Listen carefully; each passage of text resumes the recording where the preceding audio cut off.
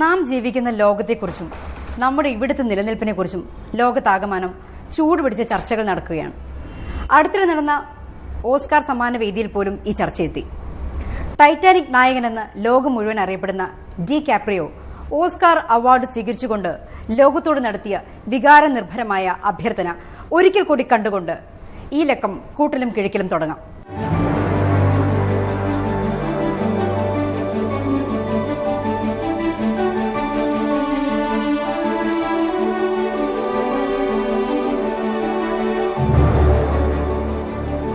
Climate change is real. It is happening right now. It is the most urgent threat facing our entire species, and we need to work collectively together and stop procrastinating. We need to support leaders around the world who do not speak for the big polluters or the big corporations, but who speak for all of humanity, for the indigenous people of the world, for the billions and billions of underprivileged people who will be most affected by this, for our children's children, and for those people out there whose voices have been drowned out by the politics of greed. I thank you all for this amazing award tonight. Let us not take this planet for granted. I do not take tonight for granted. Thank you so very much. മനുഷ്യരാശിക്ക് വേണ്ടി പ്രവർത്തിക്കുന്ന, പരിസ്ഥിതി മലിനീകരണം നടത്തുന്ന കോർപ്പറേറ്റുകൾക്ക് വേണ്ടി സംസാരിക്കാത്ത, അത്യാർത്തിയില്ലാത്ത രാഷ്ട്രീയ നേതാക്കളെയാണ് നമുക്ക് ആവശ്യമെന്നാണ് Oscar award കയ്യിൽ പിടിച്ചുകൊണ്ട് ഡി കാപ്രിയോ പറഞ്ഞത്. എല്ലാം അറിയുന്ന മലയാളികൾ പക്ഷേ ഇതൊന്നും അറിഞ്ഞതായിട്ട് തോന്നുന്നില്ല. അനന്തമജ്ഞാതം അവർണ്ണനീയം, ഈ ലോകഗോളം തിരിയുന്ന മാർഗം, അതിങ്കലെങ്ങാണ്ട് ഒരിടത്തിരുന്ന് നോക്കുന്ന മർത്യൻ കഥ എന്തു കണ്ടു എന്നാണ് പണ്ട് നാലപ്പാട്ട് നാരായണമേനോൻ ചോദിച്ചത്. അതുപോലെയാണ് കാര്യങ്ങൾ.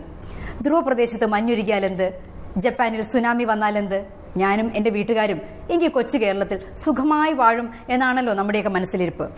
അത്രയ്ക്ക് ഭൂമിശാസ്ത്രപരമായി നമ്മളൊക്കെ ലാളിക്കപ്പെട്ടിട്ടുണ്ട്. സമശീതോഷ്ണ കാലാവസ്ഥ, മഴയും വെയിലും ചൂടും തണുപ്പും സമാസമം. പക്ഷെ ഇത് എല്ലാ കാലത്തും ഇങ്ങനെ ഉണ്ടാവുമോ? ഉണ്ടായാലെന്ത്, ഇല്ലെങ്കിലെന്ത്? പശ്ചിമഘട്ടം മഹാശ്ചര്യം, എനിക്കും കിട്ടണം ഭരണം.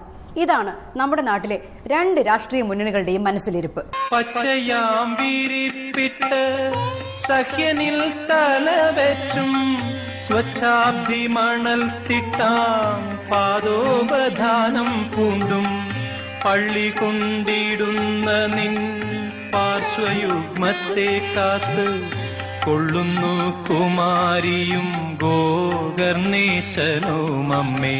എത്രയും തപശക്തി പൂണ്ട ജാമദജ്ഞനു സത്രാജിത്തിന് പണ്ട് സഹസ്രകരൻ പോലെ പശ്ചിമരത്നാകരം പ്രീതിയാൽ ദാനം ചെയ്ത് വിശ്വൈക മഹാരത്നമല്ലീ നമ്മുടെ രാജ്യം. വന്ദിപ്പിൻ മാതാവിനെ, വന്ദിപ്പിൻ മാതാവിനെ, വന്ദിപ്പിൻ സമുദ്രാത്മ ഭൂവാമി ശ്രീദേവിയെ. അകിട് ചെത്തിയാൽ പാല് കിട്ടുമോ എന്ന് പണ്ടാരോ ചോദിച്ചിട്ടുണ്ട്. കേരളത്തിലെ ഇരു മുന്നണികളോടും അത് ഇപ്പോഴും ചോദിക്കാവുന്നതാണ്. 5 കൊല്ലം കൂടുമ്പോൾ വോട്ടർമാരിൽ നിന്ന് കേരളം തീരെഴുതി അങ്ങ് വാങ്ങും. എന്നിട്ട് അധികാരം നിലനിർത്താൻ നാടിനും പ്രകൃതിക്കും സകല ദോഷവും ചെയ്യും. അധികാരത്തിൽ വന്നാൽ ദേ ആതിരപ്പള്ളി ജലവൈദ്യുത പദ്ധതി ഇപ്പൊ നടപ്പാക്കി കളയുമെന്ന് പിണറായി വിജയൻ ഭീഷണിപ്പെടുത്തിയത് അടുത്തിടെ നമ്മൾ കേട്ടതാണ്. ഗാഡ്ഗിൽ റിപ്പോർട്ട് പുറത്തു വന്നപ്പോൾ ഇരു കൂട്ടർക്കും ഓക്കാനം വന്നു. LDF ഇടുക്കിയിൽ ഹർത്താൽ വരെ നടത്തി. വോട്ട് ബാങ്കാണ് മുഖ്യം. ചോലമരക്കാടുകളും വർണ്ണലതകളും ആർക്കു വേണം? അപൂർവീനം സസ്യങ്ങളും പക്ഷികളും സസ്തനികളും തുമ്പികളും ഒച്ചുകളും ചിത്രശലഭങ്ങളും ഇല്ലെങ്കിൽ ഇവിടെ ആർക്കെന്ത് ചെയ്തം? ഇതൊന്നും ഇല്ലെങ്കിൽ ഇവിടെ ചെങ്കൊടി പാറില്ലേ? ഭരിക്കാൻ പറ്റില്ലേ? അഴിമതി നടത്താൻ പറ്റില്ലേ? ഒക്കെ പറ്റുമായിരിക്കും. പക്ഷെ ഇങ്ങനെ പോയാൽ പാർട്ടിയും മുന്നണിയും മാത്രമേ ഉണ്ടാവൂ. കേരളം ഉണ്ടാവില്ല, കേരളീയരും ഉണ്ടാവില്ല.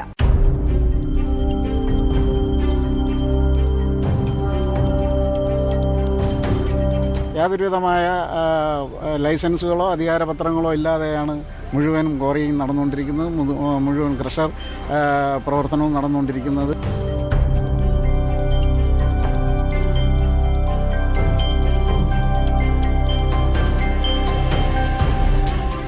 രേഖാമൂലം പറയാൻ അന്ന് ഞങ്ങൾക്ക് അറിയൂല. ഞങ്ങൾ പറയുമ്പോ ഞങ്ങളെ ഭീഷണിപ്പെടുത്തണം. ഇനി വരും ഓരോ തലമുറയ്ക്ക് ഇവിടെ വാസം സാധ്യമോ? മലിനമായ ജലാശയം അതിമലിനമായ